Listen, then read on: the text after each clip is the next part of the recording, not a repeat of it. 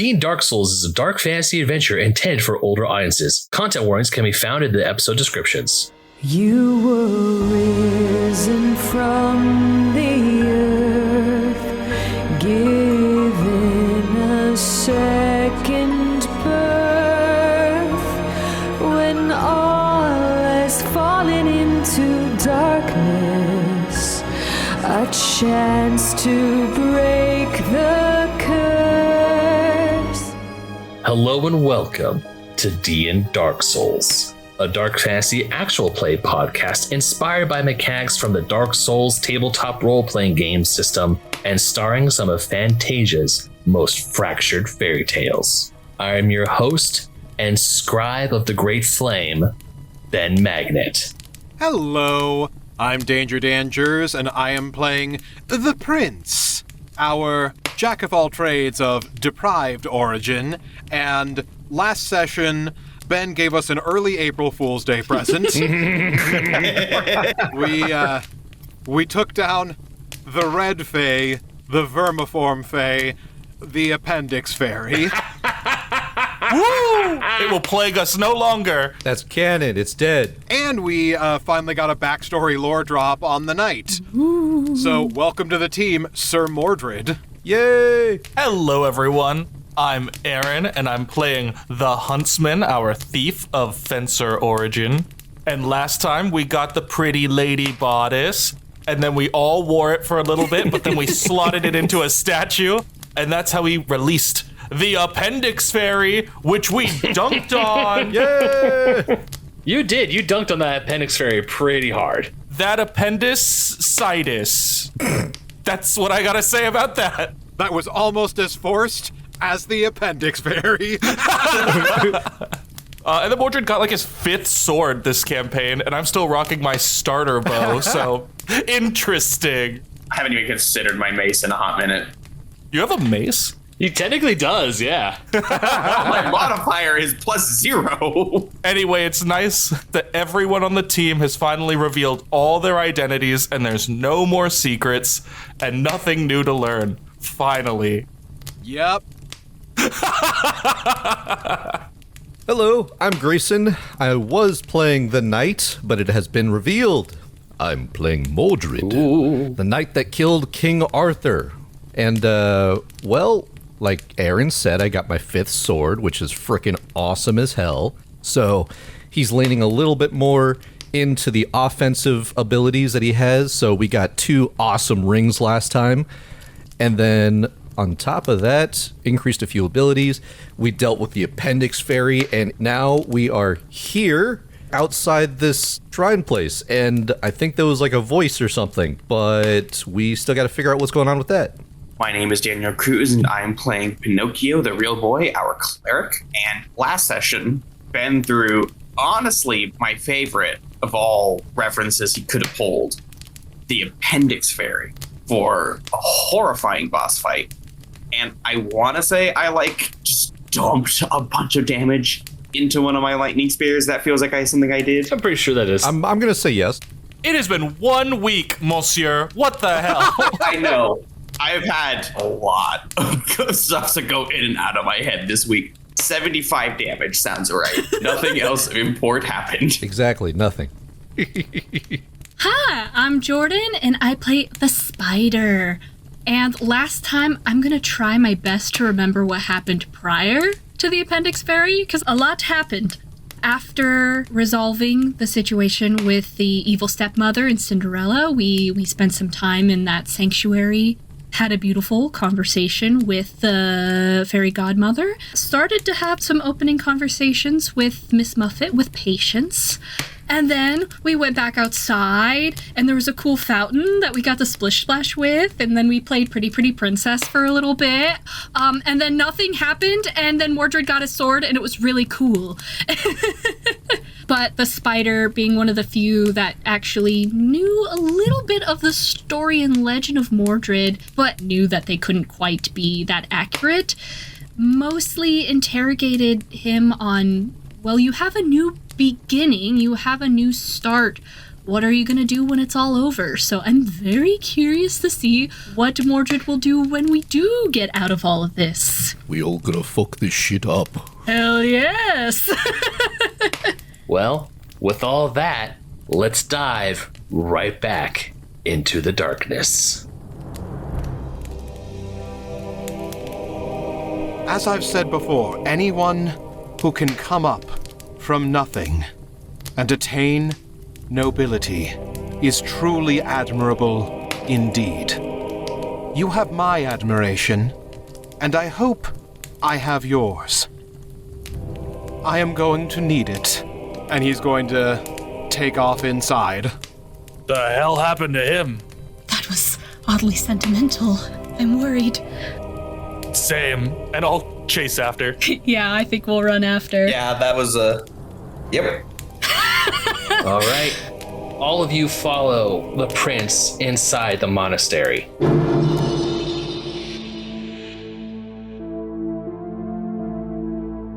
The inside of this monastery, the statues are still standing. Some of them might be missing some limbs, but you can feel the ancient history of this place. And at the very back of the room, you see on either side of an altar, 2 doors, but in the center is no vile one, but a woman. And Prince, you recognize her immediately. Whereas Snow White was chained up by glass chains, Cinderella by vines, Princess Aurora stands before you, wrapped in briar, thorns poking into her arms. She lets out a few cries of pain, but she still is there and endures. And upon hearing footsteps enter the monastery, she looks up in pained sorrow and instantly recognizes and puts her gaze upon the prince. Philip, is that you? Oh, no, it can't be you. You need to hurry. You need to run. You need to...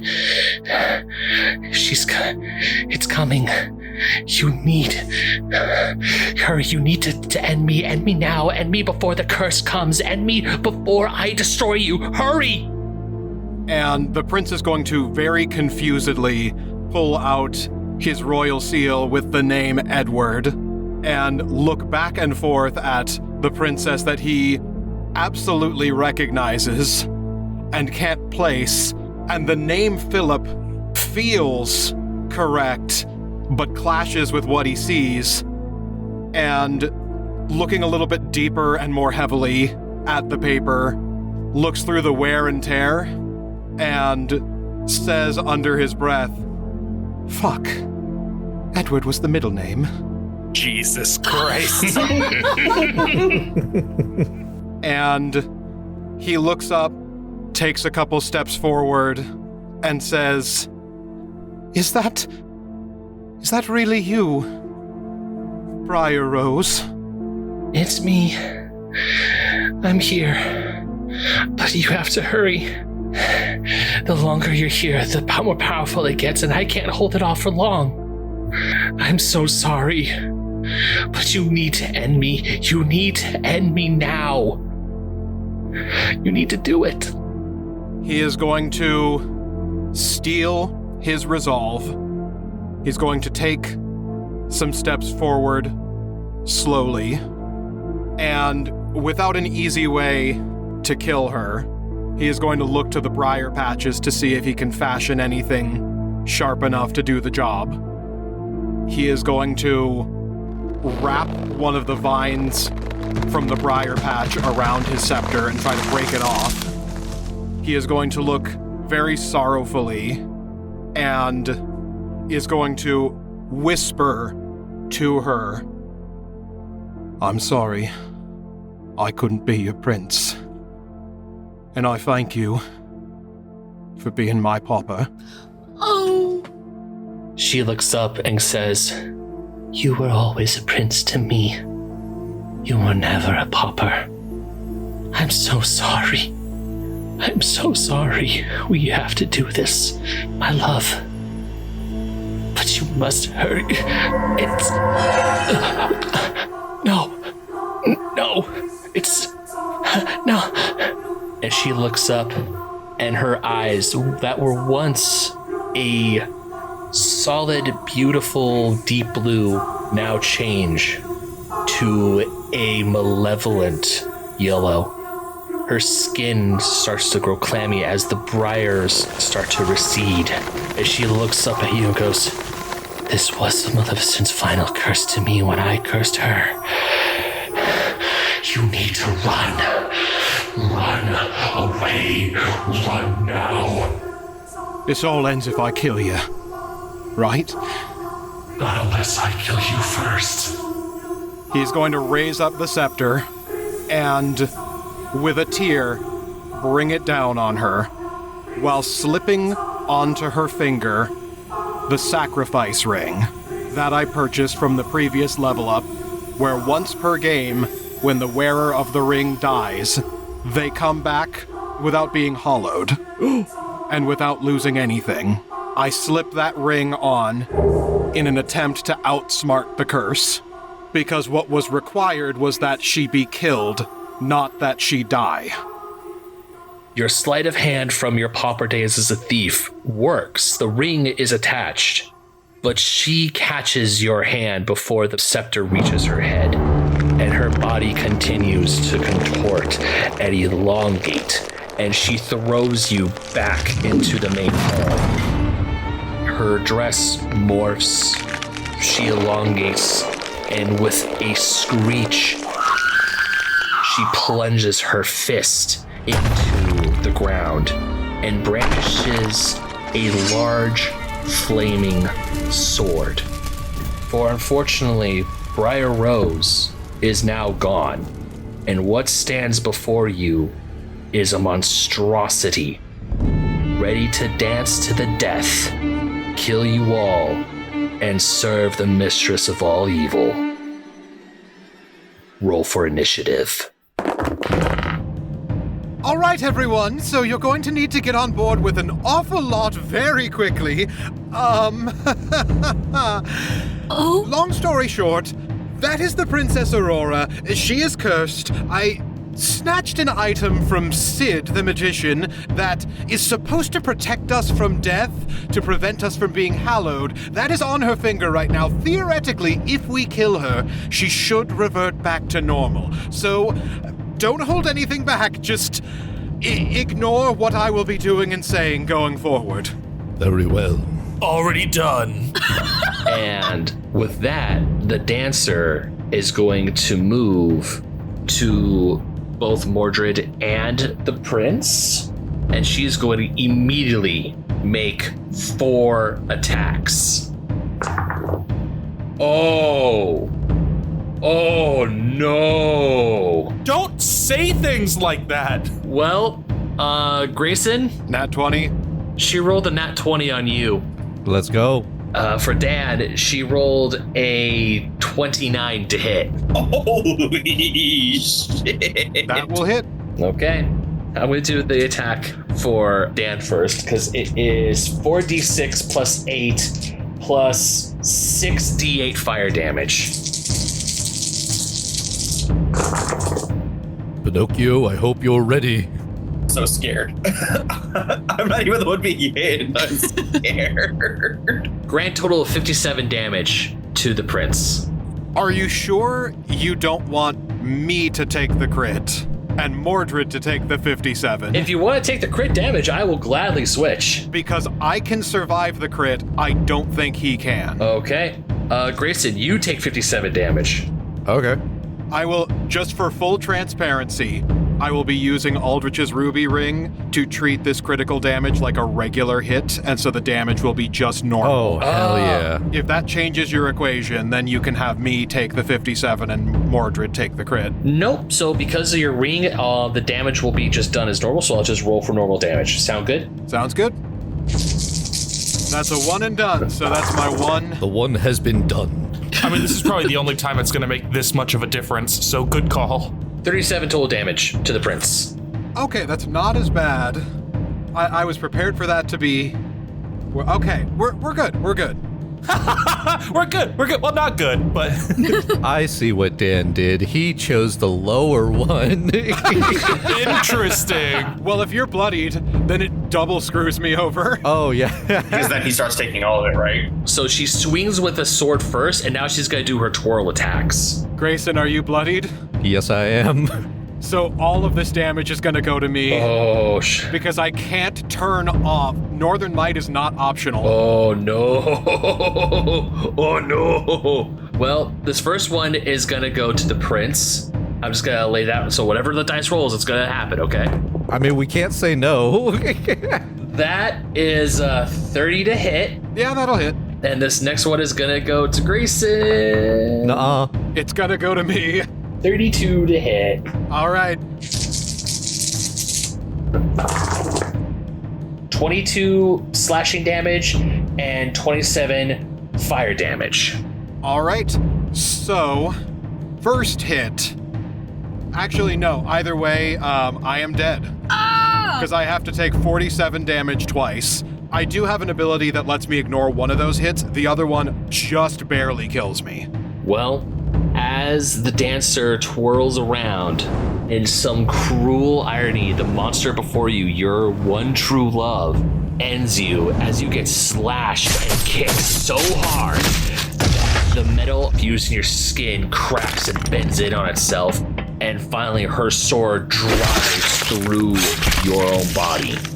As you look up and you start to fade away, the last thing you remember is you and Aurora dancing in a forest, both of you in peasant clothes, laughing for the first time and quite possibly the last time before everything went to hell. And Dan, you died. All right. I will make my hallowing roll. That is a 14 on the hallowing roll. Ooh, okay.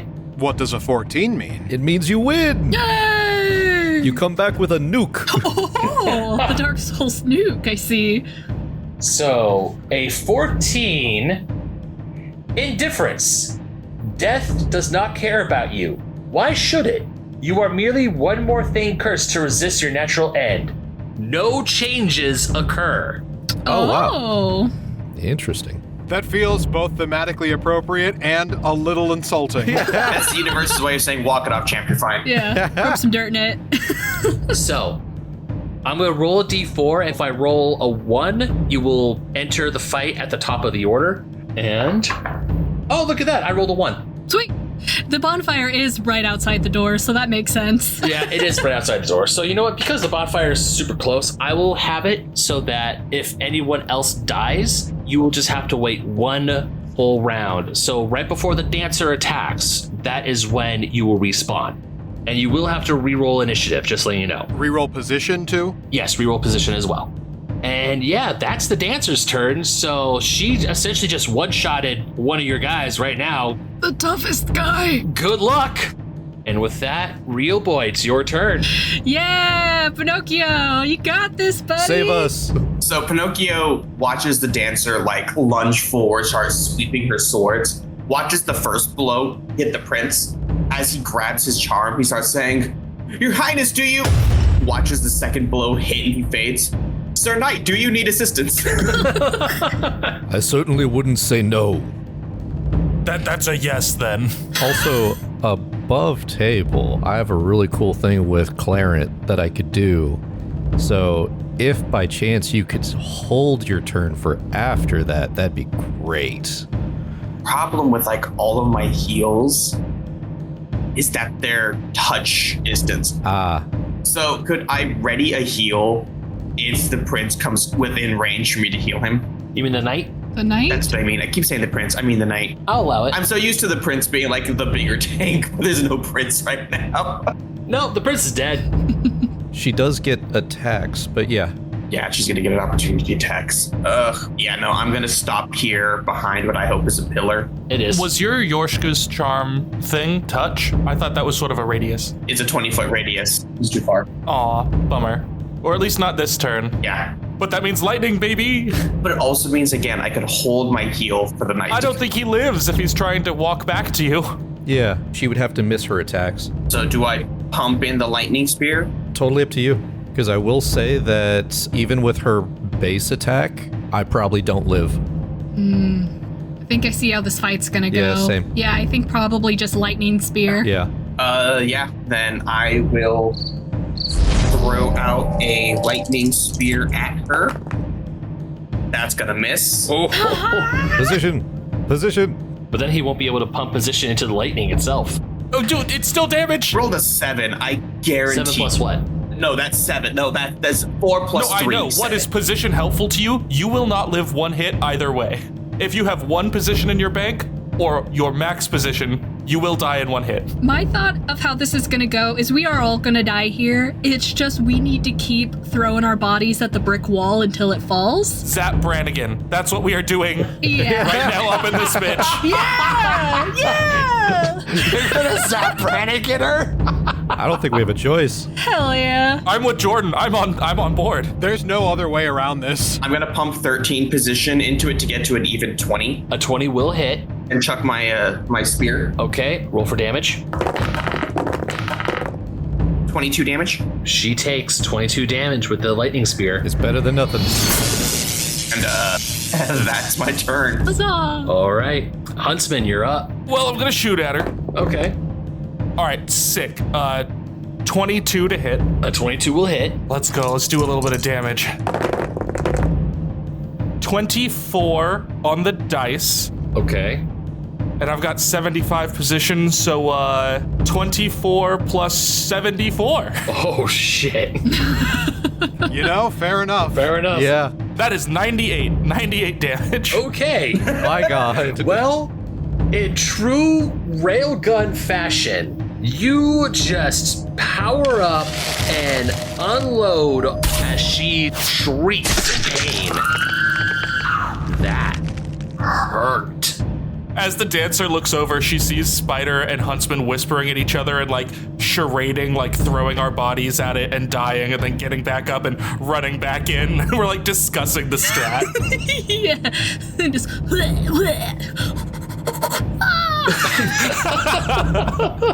And then I will drink an Estus. Before we continue, I will say, if she does TPK, she does go back to full health. But if one of you can manage to live and you keep trickling in, the fight will still stay as it is. Oh yeah, it's keep away for sure. Yeah. We must keep the board active. Okay, so that was the Huntsman's turn. Spider, you're up. Okay. Before it's officially her turn, I'm going to use a reaction to activate Slayer Elect Okay. to gain that double damage. Ooh, hell yeah. And we are going to roll to hit. You sound really confident. I like that. I'm so confident. 21 to hit. A 21 will hit. Huzzah. So that'll be 5d6 times 2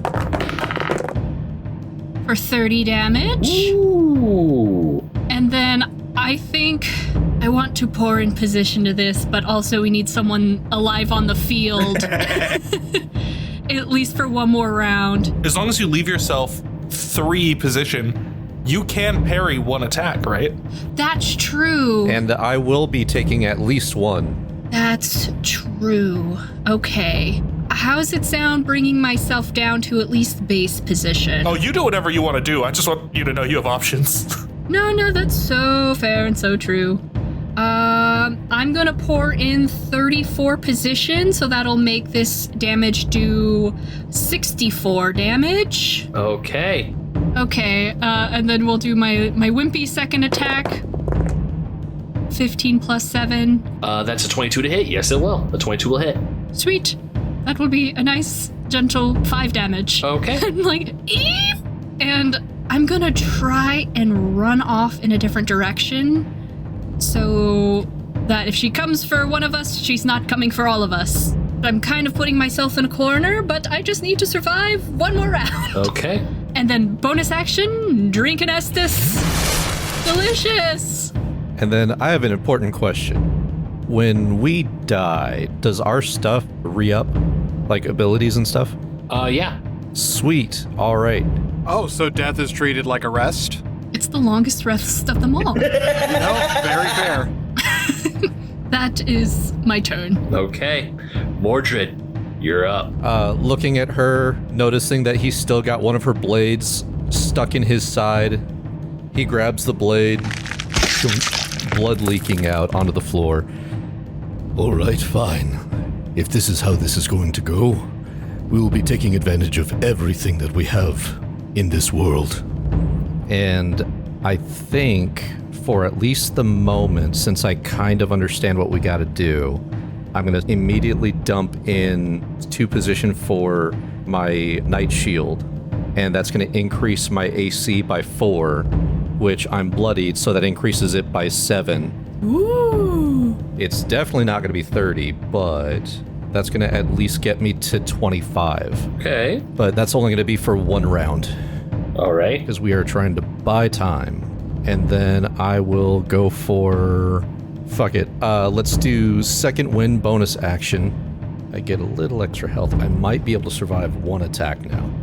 And let's do the thing that I'm supposed to be doing.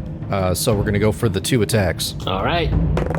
19. A 19 will hit. Awesome.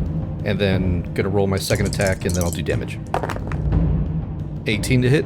18 will not hit. Excellent. 11 damage. Ooh. 11 damage, you say? And guess what? We're gonna action surge. Well, here's the thing, Grayson. How Before dare you? You will still be able No, to... I won't. Don't you dare freaking lie to me. Good news is you just bloodied the dancer. Really? The bad news is all creatures within 20 feet of the dancer must make a strength saving throw of 21. On a failure, the creature suffers 3d10 plus 8 bludgeoning and 6d8 necrotic damage. But you're a strong boy, right? I am, but I think you said that I take damage even on the save. It's half damage on a save. I have to save then. And it's a DC 21. DC 21, baby. Let's go. Strong boy. Strong boy. Let's go. Strong boy. Strong boy. Strong boy. God, a 1 would be so fucking funny right now. I'm going to use Unbreakable because it says can reroll a 1 strength check or save, recharge up short rest. No. Oh no! All right. Strong boy. Strong boy. Strong boy. Strong boy. 20. Oh. No.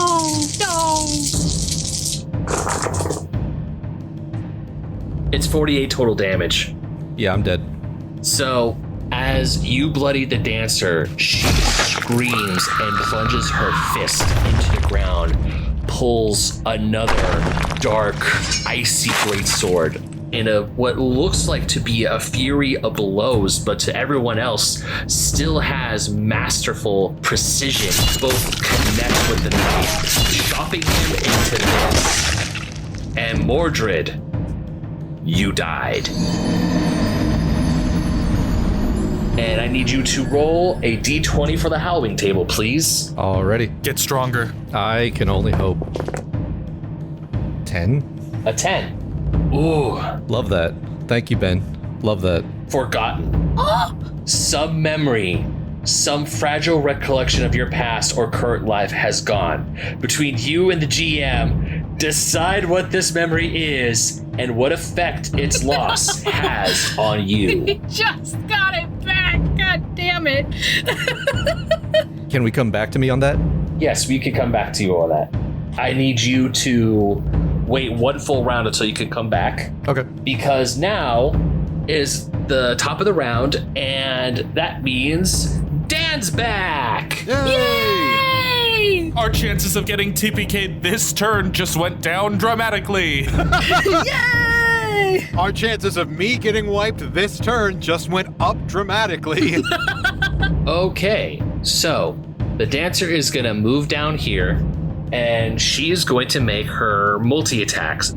She is going to go and swing at the real boy with one of her attacks. Did you not? She has to. She has to. No, she doesn't. She doesn't have to. You're the DM. You can make her do anything. She could just dance. No, she's dancing around, and she sees the real boy who hit her with a lightning spear, so she's going to go for it. Tell me that's a nat 1, baby. No, but it was a 5, but it's a plus 15, so a 20 to hit. Yeah, my AC is 12. Fucking kill me. I'm going to say that knowing the damage she dealt, there is no way she does not, in fact, just one-shot me here. You get 21 damage from the sword, and also 6d8 from the fire damage. So no, I'm dead.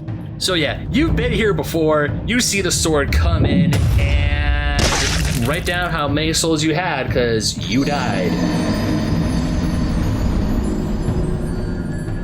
I rolled my hollowing already. Nat 20. Oh! I told you, it's the training art. Miracle of the Grave. Perhaps you are less than you once were, but this time upon returning to life, you feel alive. Gain +2 to any single attribute. +2 to any stat. +2 to any attribute. Ooh. So that was 1 of 4 multi-attacks. She is going to move an extra 5 feet down here, and she is going to go ahead and make another greatsword attack against the Huntsman. Nat 1 it for me. Nat 20s don't fucking matter, you'll kill us anyway, but nat 1s. I rolled an 18 on the die. That's sort of not what I said. I am dead. I had 12 health, so as soon as that landed, it was over. Yeah, you're fucked. You're dead. You tell me what memory flashes through your mind before you die. The Queen of Vanity ripping my heart out, but the second time, like a day ago, it's just like, oh yes, here we are. What's a 15 get me on the hollowing table? Murmur. You have returned, but something has lodged in your mind from beyond. A voice is in your head now, whispering strange thoughts. Can it be the appendix fairy? No. Actually, I had something better. I mean, if you really wanted to be the appendix please, fairy, what's the better thing? No, please. I beg of you. I was gonna say the Queen of Vanity. Could you just kill me again, actually? And for her final 2 attacks, she's gonna go to the spider, and she will make her final 2 twirl attacks. If one of them's a nat 1, the spider can live. Parry. You have parry. Does an 18 hit? 18 will hit. Okay, so they're both gonna hit. I will parry one, and then what's the damage of the other? So you parry the first twirl, but the second is gonna be 22 slashing damage and an extra 27 fire damage. So a grand total of 49 damage with the twirl. 49? Yep. I'm still up. Let's fucking You're go! still up? Oh, I had 55 position. holy hell. She's gonna go back to the center of the room, still dancing as she is, and that will end her shitty turn. Okay. And yeah, you're hurt, but it is now officially your turn. Okay. As it becomes the spider's turn and she's bloody beaten, like clinging to a very sliver of life, she's gonna turn and see the prince return back into the room, and she's going to look at you and kind of whisper, "Do you think we can do this?" We're going to have to. Okay, I will follow your lead. Clang, clang. And then she's going to use her dash action to sprint to the other side of the room to try and create as much distance as possible, and then use her bonus action to drink an Estus flask, and that will be her turn. Okay, Prince, it is your turn. All right, so the prince coming back into the fray and seeing basically everyone down is going to steal his resolve. He's going to strong magic shield and is going to run forward in the opposite direction of the spider and is going to call out to Aurora. Oi! This is between you and me, love. You want to dance? Let's dance. The way we did once, upon a dream. Ooh, that's goddamn. Dan, take an inspiration. That was too good. Right. Oh. That was way too good. Take an inspo. For the love of God, take this inspo. I will gladly. Please. And that is my turn. Okay, and it is the top of the round.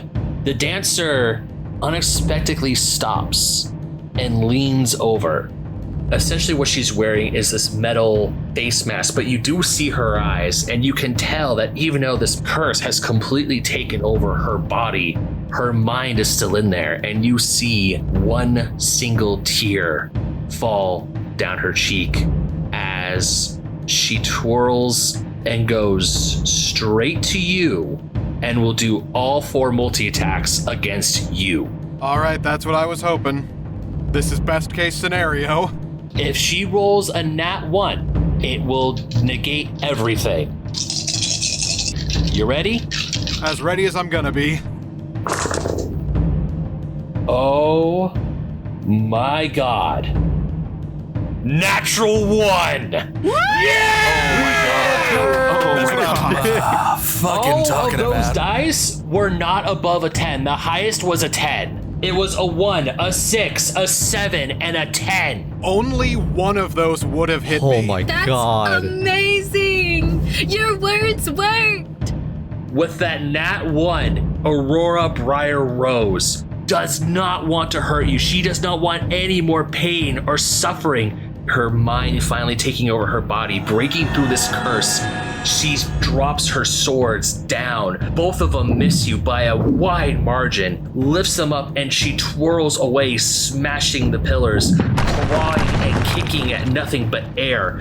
And she goes back with that natural 1. She dances her way to the back of the room and drops to her knees with both swords, edges down, splayed out, as if to say, I am here, end it now. And with that, Huntsman, it is your turn. I'm gonna attack. Does an 18 hit? An 18 does not hit. Man, that takes all the wind out of this. I'll put in 2 position to, get it up to 20. A 20 will hit. Well, this feels way less meaningful since it's 13 damage. But seeing Aurora take that position, the Huntsman draws back the bow, knocks an arrow, pulls on the string, but then looks over at the prince and waits for a sign, an acknowledgement that this is something he wants to have happen. The prince is going to nod and solemnly clang clang. And then the Huntsman shoots the weakest arrow you've ever seen that just kind of hits her a little bit. And then if you look back, he's got his head in his hands. As you do that, you hear a voice just go, that was the best you have. Pitiful. Oh, God! Oh, God! No! It's Saturday night all over again. So, yeah, Huntsman just starts having a breakdown, and he drinks from the Estus flask, but this time it looks more like it's an emotional crutch than a healing thing. All right, Mordred, you're up. So doing a real quick rewind, as he was killed, went on the hollowing table, spun that thing, a moment flashes in his head, and he remembers a conversation that he had with Lancelot. Lancelot told him that Arthur is still a good man, but he needs someone to help him. He needs someone to guide him to help the people of Camelot and lead them to a time of peace. And during this time, Lancelot had helped Mordred get over some of his issues with Arthur. He remembers these moments, these flashes, and then slowly they start disintegrating. And then now all he can remember is the hatred and anger that he has towards Arthur. Oh. The knight will walk through the door, remembering that he was killed. Interesting. So this is how it has to happen.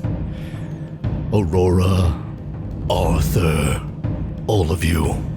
You only desire whatever it is that you fancy, don't you? Damning all of us. You will die.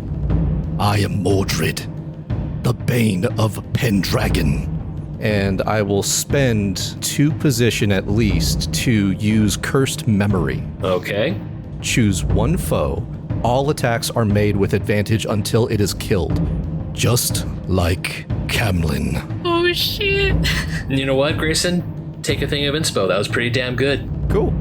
Thank you. Will that be your turn? Unfortunately so, because she is too far. Pinocchio, you're up. The real boy marches in with this strange new sense of confidence, And the only way I can describe it is kind of aura farming as he steps into the room. Whole bunch of JoJo poses.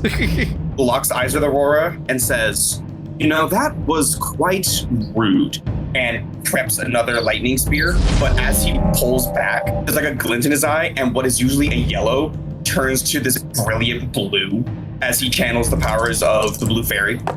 And that is going to be 24 to hit. A 24 will hit. 32, and you know what? I have 43. I'm going to pump in 30. So for a grand total of 63 damage. Not enough. As I just, not enough. All right. I'll pump in 40. We'll go down to 3 position. We're going to 73 damage. Acceptable. that hurts. His hand is physically singed, and he's gonna just like, keeping his eyes locked on her, drink from his Estus flask. Okay. The lightning spear hits her square in the chest, and as much damage as it does, unfortunately, whatever control the real Aurora had over her own body fades away as the curse takes over once more. And in a very quick action, her head snaps back into position, stares directly at the real boy, and the swords lift up and she starts her dance one more time. But it is not her turn yet. It is the spider's turn. Is me. Oh, goodness. Everyone's walking back in here with reinvigorated fervor. And she's just in the corner. Heal up. I think immediately gonna drink from the Estus flask. She will stand her ground. She will string an arrow, and will try to attack. The first one will miss, unless a 15 hits. Nope, 15 will not hit. Actually, I don't even think I would get sneak attack here. Well, we'll try and hit anyways and see what happens. There's always position to spend after all. 19 plus 7 to hit. That will definitely hit. Okay, that will be a nice, quaint 1d6 of damage. That'll be 4 damage, plus, let's put a tasty 16 in there for 20 damage. All right. It hurts. It hurts quite a bit. At this point, she's getting used to constantly getting shot at, and she is just dancing through the pain. And it is now the prince's turn. All right. I can't make it all the way to my souls. I'm 5 feet short. Take your souls back. All right, I will take those souls back. I am going to dodge, and you described Aurora's face as being caged and coated essentially in iron. I'm going to knock against my own suit of armor grafted onto me and look at her sympathetically and say, I know the feeling. And he is going to lift up his arms in waltz position. Okay. And that's my turn. So the dancer is going to see you, and she's going to waltz down. She's going to go behind you, and she is going to make 2 attacks on you. Alrighty, at disadvantage. All right, so this will be the first attack at disadvantage. It was a 2 and a 20. Oh, well, the 2 won't hit. Thank God. All right, so second attack is going to be at disadvantage again, right? At disadvantage. Bro, you are lucky because that was another nat 20 I rolled. 22 to hit. 22 will not hit. Yeah! The curse taking over the dancer, seeing that she can't hit you, gets absolutely frustrated and goes back towards the knight. And she's not happy, so she's going to make her greatsword attack and her twirl attack on Mordred. For flavor, her 2 misses against me. I was dancing in rhythm away from her hits. Aww. That's damn good. That is damn good. First attack on Mordred, 8 plus 15. Does a 23 hit? Yeah. Okay. All right, so that's 21, 68 fire. Grand total of 46 damage. Alrighty. That was her sword attack. Now it's for the twirl. Let's go. It's 27 to hit. That hits. Extra 49 damage to you. Dead again. No! All right. Your souls have been lost. Even with your renewed muster to go up and face her, she just is able to land those hits. And you once again have died. And I need you to roll a d20 for the howling table, please. The new Mordred scares me. Maybe he should roll a nat 1. No! He needs to roll you heal a party yourself. Where's the therapy roll? Yeah. That'll be a 17. That's a high number. That could be therapy. Give us therapy roll. Therapy roll? Nope, it is morbidity. Your focus is increasingly on your failing mind. The loss of your senses and the gradual erosion of self. Reduce any skill of your choice by -1. Oh my god. The Mordridity. God damn it, Jordan. Now that ends her turn. The Huntsman looks over. Good going, cleric. Because they were standing right next to each other. And then he gets a little bit more serious and he yells across the room, "Hey, Edward, hell of a lady you know here. I hope I get to meet her for real." And I will attack. Well, that sucks ass. That's a 12, so I guess I'll put in 8 position to make it a hit. Okay. I'm not rail cannoning. This sucks. The shot lands for 22 damage. Okay. And then I'll, slurp on an Estus. Do you want to grab your souls? If I move, I lose the potential for all this damage. Okay. Good luck. Real boy, you're up. I have my souls. My question is, do I try to do a heal or do I just do another point blank lightning spear? Who do you heal? Who can you reach? Point blank lightning spear, let's go. So I got a 14. We're Brannigan method. Hell yeah. I'm gonna dump 6. I'm down to my 3 position again to get up to 19. Okay, that will hit. It's not quite as tasty as I'd want it to be. 32 damage as I chuck one more point blank spear at her. And I just flip her the bird and wait for the incoming attack. She feels it. Actually, it messes up her rhythm a little bit, but she recovers.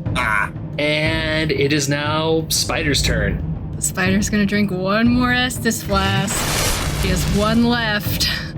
She's going to string her bow, now with an ally within 5 feet of her, be able to get sneak attack. But as she's pulling back on the arrow, she's gonna say out to the prince, "You know, despite everything, you guys are really cute together. You can tell that even with the current situation, you understand each other to some level. I hope we can see that after this is said and done." Nat 20! Yeah! Now we're talking! 5d6. So double that is 10d6. That'll be 37. And I think with the spider feeling so weak and wanting the miserable part of this to end and really wanting to see the prince being able to reunite with Aurora the person, I think she's going to spend all but 1 position into this. So that will be 34 for 71 damage. Describe your killing blow. Now let's go! The only one of us who lived! Hell yeah. The only one who made it the whole time! Tears are gonna start falling from her face, hoping, some part of her really wishing that these two can go forward together, and is going to loose the arrow. And would it be possible for me to hand over how this falls out to the prince? I'll allow it. The arrow is loosed, it spikes right into her, and then the prince, what happens next? As the arrow goes into her, and as she begins to fade, he is going to walk up to her, one arm around her waist, one arm at her hand, and do a small stationary twirl as she fades away. And in response to what the spider said, of you two seem to really understand each other, he is going to say, "She's the only one who ever did." And then, whatever happens, happens. Her swords clang to the ground. Her body begins to fade, but you notice that there's a bright sheen of light that explodes off of her finger.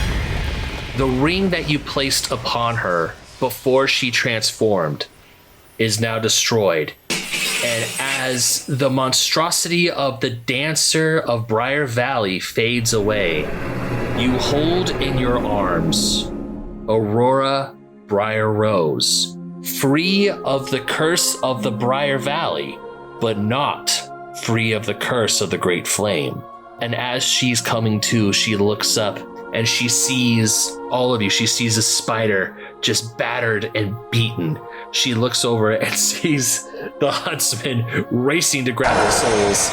And walking in, she sees the knight Mordred. And finally, she looks over at you. And she just sighs with tears welling in her eyes and goes, "Oh, Philip. Oh, my dear sweet prince. You've probably just made this a lot harder than it had to be." Aurora just sighs and walks up to the altar that she was on. And she sits there on the top step and just looks at you and says, "I need to die. You need to free me." She's still here, along with someone else. Someone more vile than any of them put together. Myself, Cinderella, Snow, we all agreed it was the best. We put our faith in you, in all of the Ashen Ones who came before you. And look at you! Cinderella, Snow, you freed them, haven't you? That's why you're here? I wouldn't call it freedom. But they are.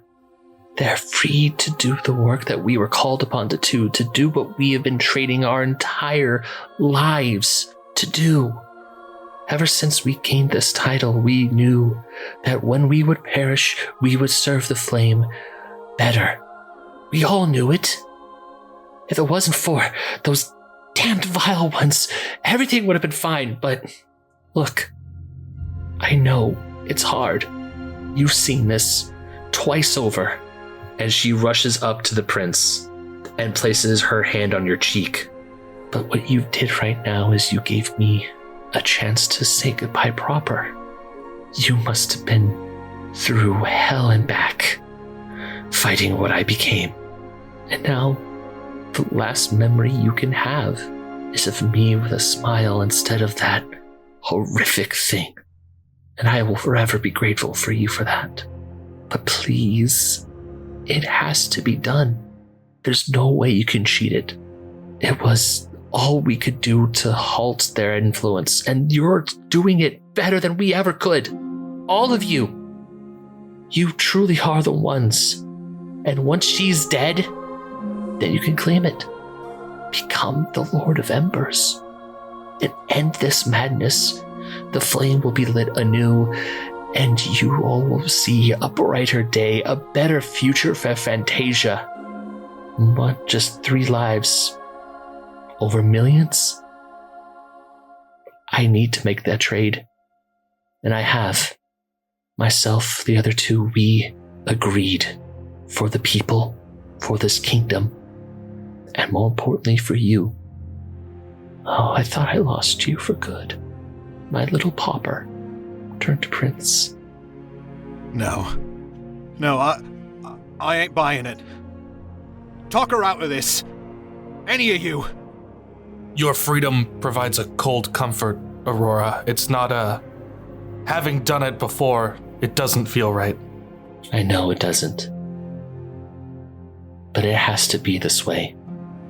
With my soul freed, I can go to the flame, and with Maleficent dead, for good, we can all continue to live. Everyone gets to have a happy ending.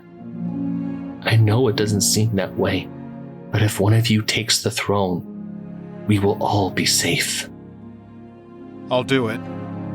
But before you do, one last dance, and don't tell me when it ends. He will take up a waltz. And she will curtsy, take your hand, and get into position.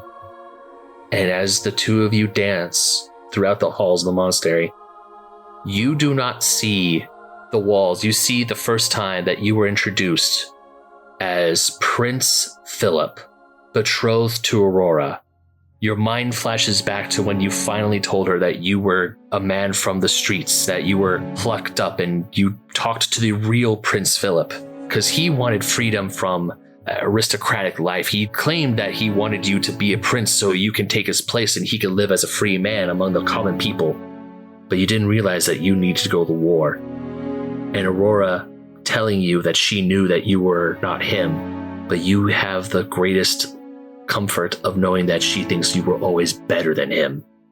For you, the Pauper, took on the responsibility, learned all of the trades of royalty, but lost none of your honor, lost none of the smarts and the wisdom that you gained from growing up in the streets. Instead, you truly became a model prince that other royals can aspire to become.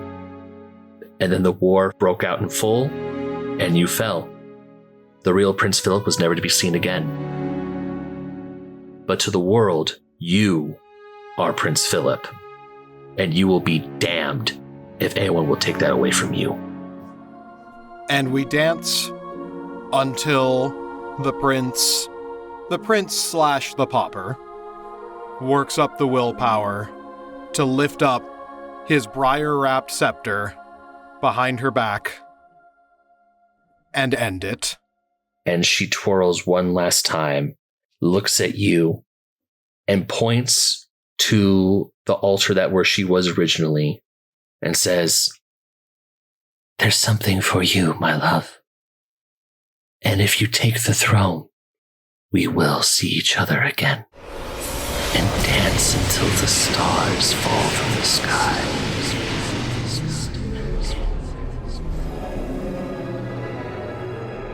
And Briar Rose is no more. And you look up to the altar where she was being held by the briar vines. A beautiful, shining shield. A shield that she gave you. You kind of joked at her and said a sword probably would be better, but she decided a shield was the better present. For while a sword does bring great power, a shield is meant to protect.